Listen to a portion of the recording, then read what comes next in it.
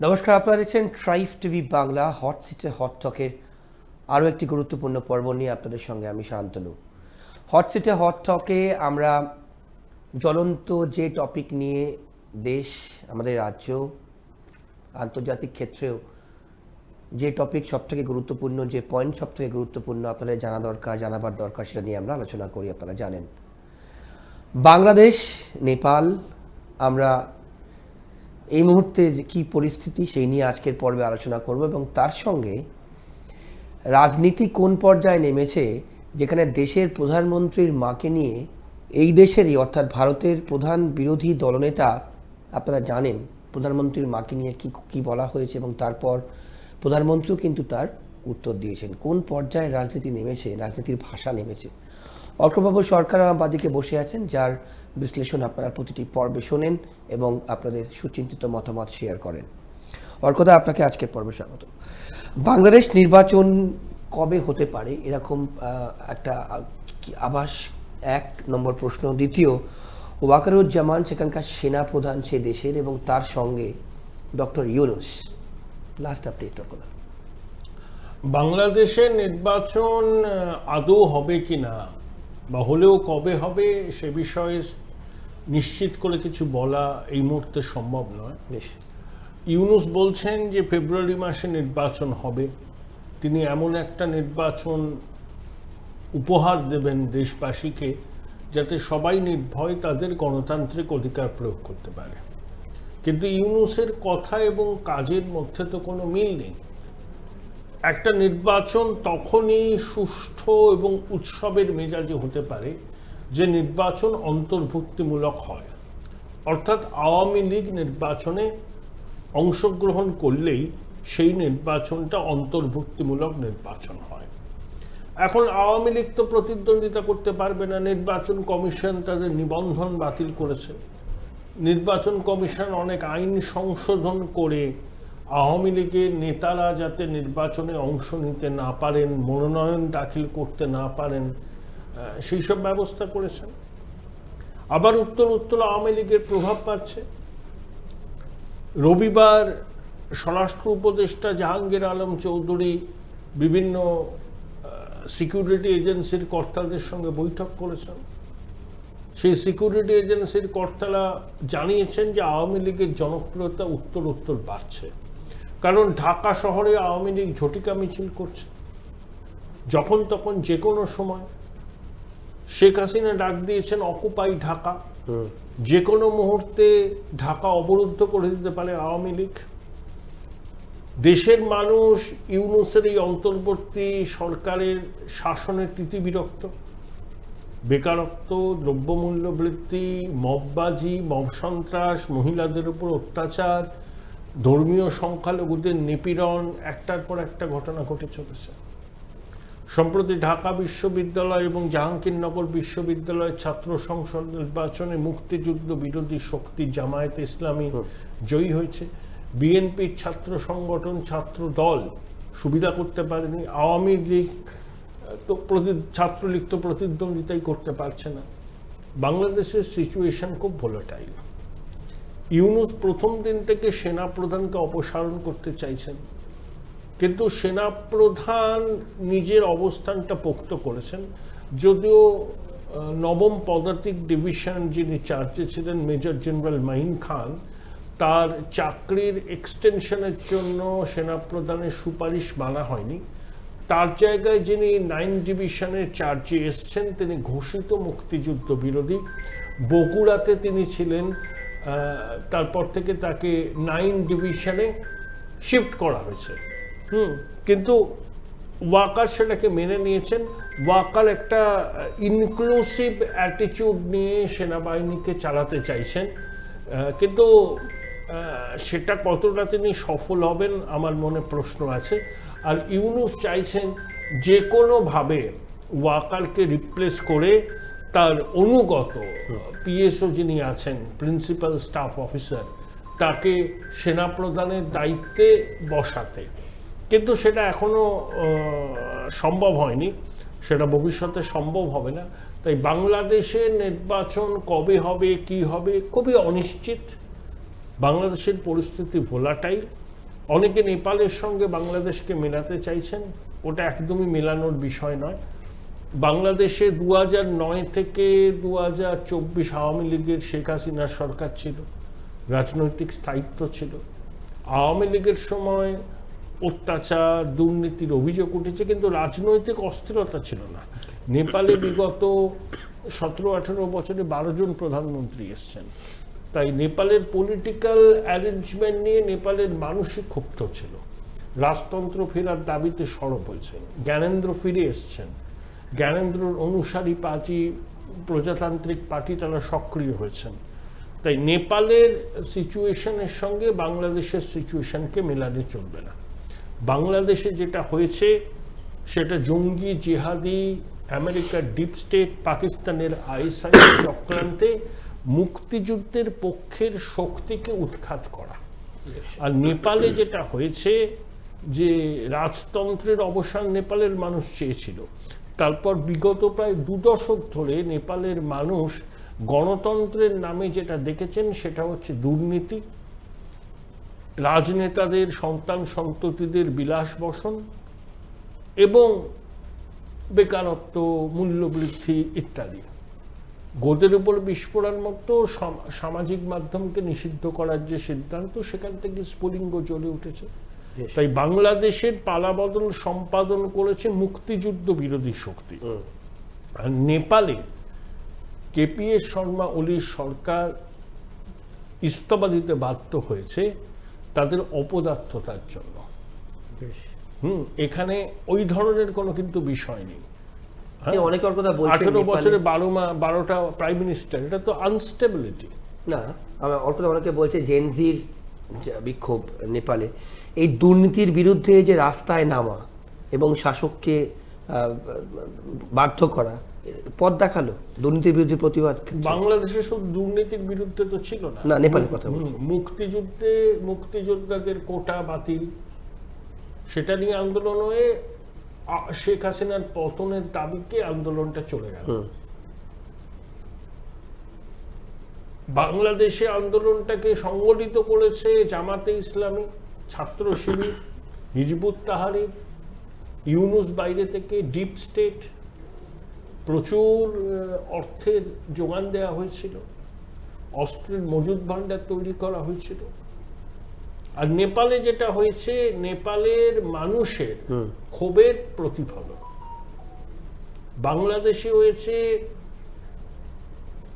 মুক্তিযুদ্ধ এবং সনাতনীদের প্রতি ঘৃণার মানসিকতা থেকে, যে আওয়ামী লীগ মানে আপনি বলছেন একটা ক্ষোভ, অন্যটা ঘৃণা। না, একটা হচ্ছে যারা মনে করে বাংলাদেশের অস্তিত্ব জিন্নাত দ্বিজাতি তত্ত্বের মূলে কুঠারাঘাত, তারা প্রতিশোধটা নিয়েছে। তারা মনে করে যে বাংলাদেশ রাষ্ট্র গঠনেরই কোনো দরকার ছিল না, বাংলাদেশ পূর্ব পাকিস্তান হিসেবে থাকতে পারত। সেইটাকেই রূপ দেওয়ার জন্য তারা কিন্তু এটা করেছে বাংলাদেশে গণ অভ্যুত্থান, যাতে স্বাধীন বাংলাদেশ, মুক্তিযুদ্ধের চেতনা যারা ধারণ করে তাদের যেন কোনো স্থান না হয় বাংলাদেশ। আর নেপালে যেটা হয়েছে দুর্নীতির বিরুদ্ধে, অস্থায়ী সরকার, আনস্টেবল গভর্নমেন্ট, তার প্রতিবাদে হয়েছে। এখানে ওই ঐতিহাসিক প্রেক্ষাপট ছিল না। নেপালের ঐতিহাসিক প্রেক্ষাপট হয়েছে 18 বছরে 12 জন প্রাইম মিনিস্টার। সেই জন্য বললাম আনস্টেবল অ্যারেঞ্জমেন্ট ছিল নেপাল। কেপি শর্মা ওলি কোথায় এটা সবথেকে বড় প্রশ্ন। কোথায় আছে মানে দেশ ছাড়তে পারেন বা সেনা নিরাপত্তায় থাকতে পারেন। একটা বিরতি নেব, বিরতির পর রাজনীতির কি ভাষা। দেশের প্রধান বিরোধী দলনেতা তিনি প্রধানমন্ত্রীর মাকে নিয়ে, স্বর্গীয় মাকে নিয়ে কি কথা বলেছেন এবং তার উত্তর কিন্তু প্রধানমন্ত্রী দিয়েছেন। বিশ্লেষণ থাকবে বিরতির পর। হট সিটে হট টকে ফিরে আসছি বিরতি নিয়ে, কোথাও যাবেন না, সঙ্গে থাকবেন।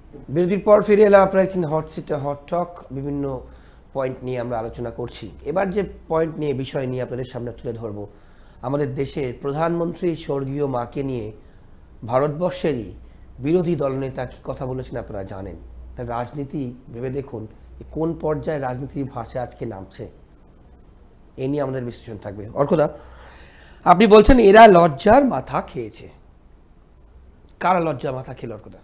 প্রথম কথা, রাহুল গান্ধী নিজেকে এভাবেই তুলে ধরছেন যে তিনি সংবিধানকে রক্ষা করবেন, কিন্তু উপরাষ্ট্রপতি শপথে যান না, স্বাধীনতা দিবসে লালকেল্লার অনুষ্ঠানে যান না,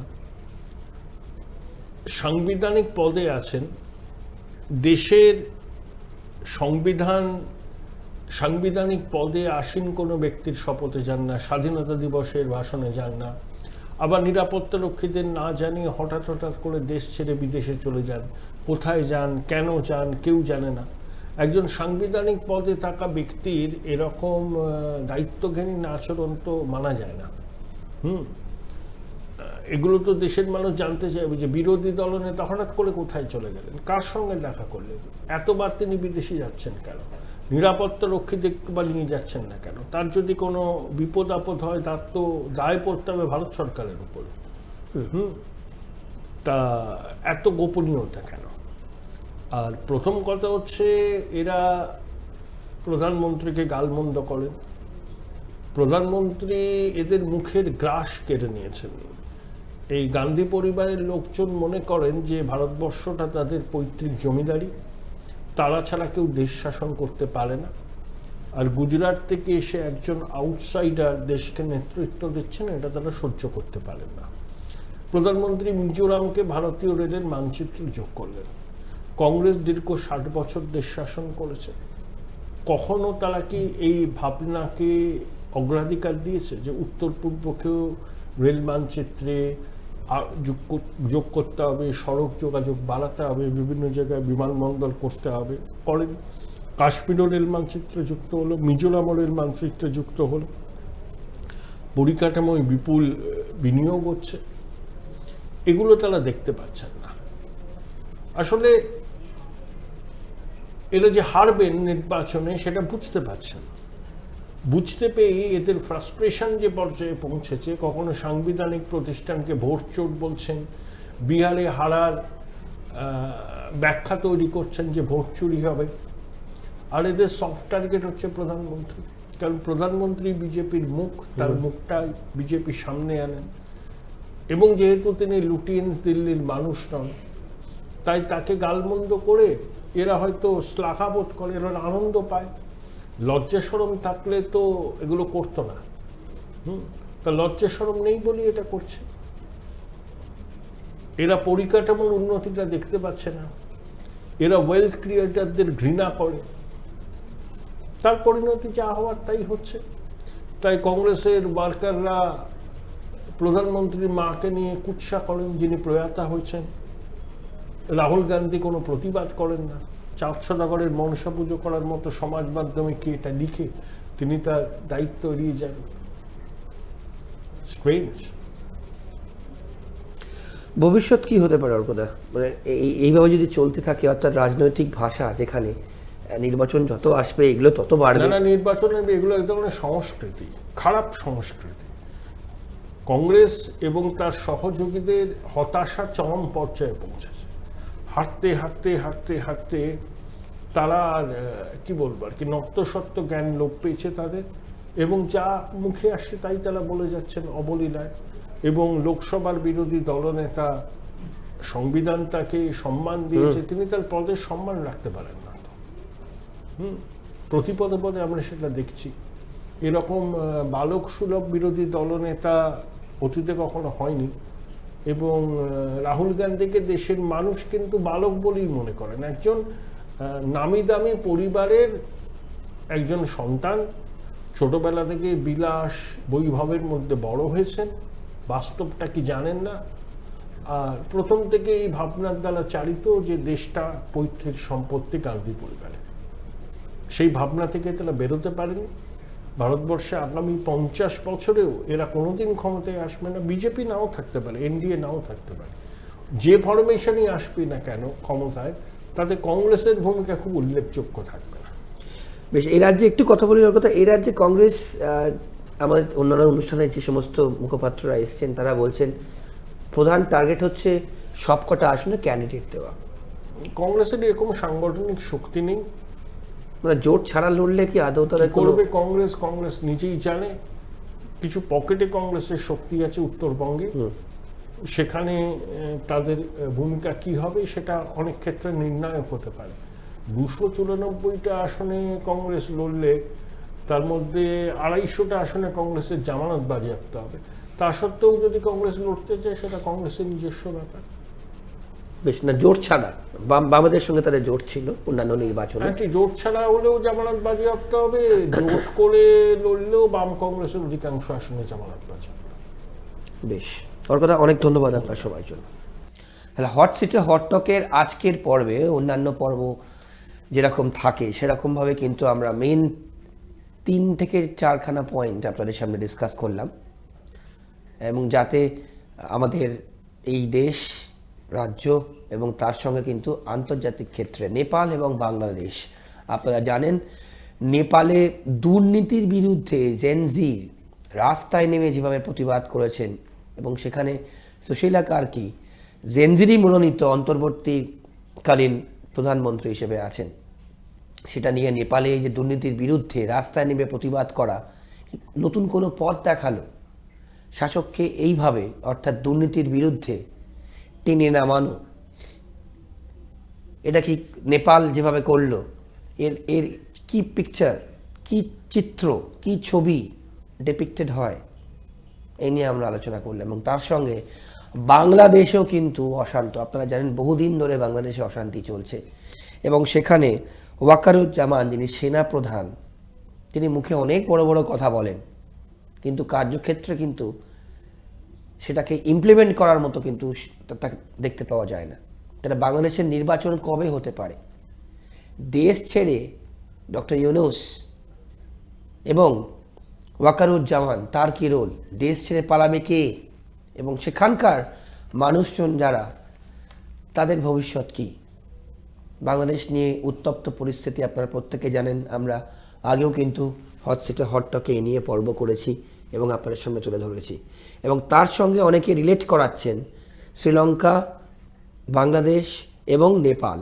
কিন্তু নেপালে আবারও বলি, দুর্নীতির বিরুদ্ধে জেনজির রাস্তায় নেমে যেভাবে বিক্ষোভ করেছেন, যেখানে পশুপতিনাথ মন্দির পর্যটন ক্ষেত্রে আমরা প্রত্যেকে জানি, সেই মন্দিরকেও কিন্তু ছাড়া হয়নি। তাহলে নেপালে এই যে দুর্নীতির বিরুদ্ধে রাস্তায় নেমে প্রতিবাদ করা, এর নিয়ে বিস্তারিতভাবে কি তার আফটার এফেক্ট আপনারা শুনলেন। আর আমাদের দেশে রাহুল গান্ধীকে নিয়েও কিন্তু আমরা আলোচনা করলাম। তিনি দেশের বিরোধী দলনেতা, এবং প্রধানমন্ত্রী নরেন্দ্র মোদী তার স্বর্গীয় মাকে নিয়ে কিন্তু আক্রমণ করা হচ্ছে, এবং প্রধানমন্ত্রীও কিন্তু তার উত্তর দিয়েছেন, তার ব্যাখ্যা দিয়েছেন। তাহলে রাজনীতির যত ভোট এগোবে, সামনেই বিভিন্ন জায়গায় ভোট, বিহারে ভোট, বাংলায় ভোট, যত সময় এগোবে তত কিন্তু এই রাজনীতির যে ভাষা ডিটোরেট করতে থাকবে। না হলে ভাবুন, স্বর্গীয় মা অর্থাৎ প্রধানমন্ত্রী, তাকে নিয়ে কিন্তু তাকেও ছাড়া হচ্ছে না। আপনারাই ঠিক করবেন, আপনারাই বলবেন, কারণ গণতন্ত্রে মানুষ অর্থাৎ আপনারাই কিন্তু শেষ কথা বলেন। হট সিটে হট টকের আজকের পর্ব আমরা এখানেই শেষ করছি। রাজ্যে আপনারা অনেকে প্রশ্ন করেছেন যে রাজ্যে নির্বাচন যত এগোবে নিশ্চয়ই আমরা সেই নিয়ে কথা বলবো, এবং কি হতে পারে কি হতে পারে না আপনাদের সামনে চিত্র তুলে ধরবো। কিন্তু তার সঙ্গে দেশ এবং বিদেশেও কিন্তু যা যা হচ্ছে আপনাদের জানা দরকার এবং জানা পার দরকার, তাই জন্য কিন্তু আমরা এই টপিকগুলো রাখছি। আজকের পর্ব এই পর্যন্তই। অন্যান্য সব খবরের জন্য দেখতে থাকুন ট্রাইব টিভি বাংলা। নমস্কার, ভালো থাকবেন।